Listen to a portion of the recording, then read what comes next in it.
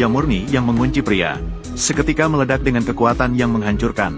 Namun membuat semua polisi ketakutan. Masing-masing terkejut. Dan pintu besi setebal pergelangan tangan itu putus satu persatu seperti jerami. Dan sebuah kekuatan tak terlihat akan segera menerobos keluar. Dengan suara mendesing, menghempaskan semua polisi keluar.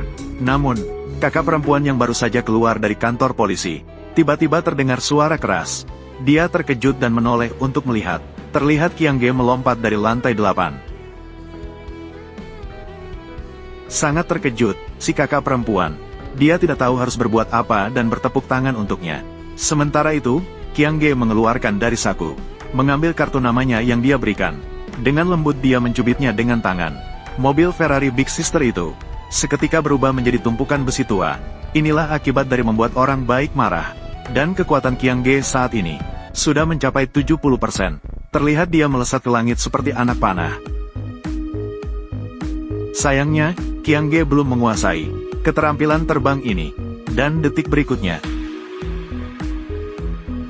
dia jatuh dengan keras dari ketinggian.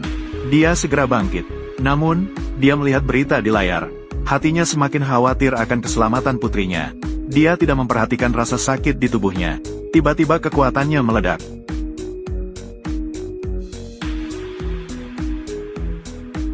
Dan mobil-mobil di kedua sisi jalan, semua sangat ketakutan. Mereka semua menghindar dan memberi jalan. Saat itu, kekuatan supernya sudah mencapai 90%. Dan menguasai keterampilan terbang ini. Dengan cepat terbang ke arah di mana putrinya mengalami masalah. Sementara itu, tim pembongkaran tidak menghiraukan nyawa rakyat. Dengan paksa mendorong seorang pria dari atas gedung. Untungnya dia memegang erat pegangan yang berkarat dan membusuk. Sementara itu, anggota tim pembongkaran telah mencapai tingkat kebiadaban. Bahkan menggunakan senapan air untuk mencoba menyemprot pria itu dari atas. Sementara istri dan anaknya melihat dari televisi. Dengan ketakutan yang mendalam, air mata mengalir deras di wajah mereka. Mereka hampir menjadi yatim piatu dan janda. Pada saat yang kritis, Qiang Ge tiba tepat waktu untuk menyelamatkan pria itu. Dan membawanya ke tempat yang aman. Dan pria itu segera berkata kepada Qiang Ge, "Putrimu ada di atas sana. Sangat berbahaya." Dan saat Qiang Ge mendengar, dia langsung terbang ke atas. Tanpa disadari, pandangannya terhalang oleh asap yang memenuhi langit. Dan dia menabrak dengan keras ke kontainer yang digantung.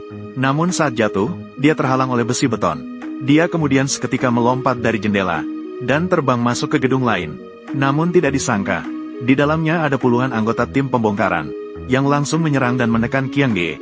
Namun di detik berikutnya, setelah Qiang Ge terjatuh, dia dengan kekuatan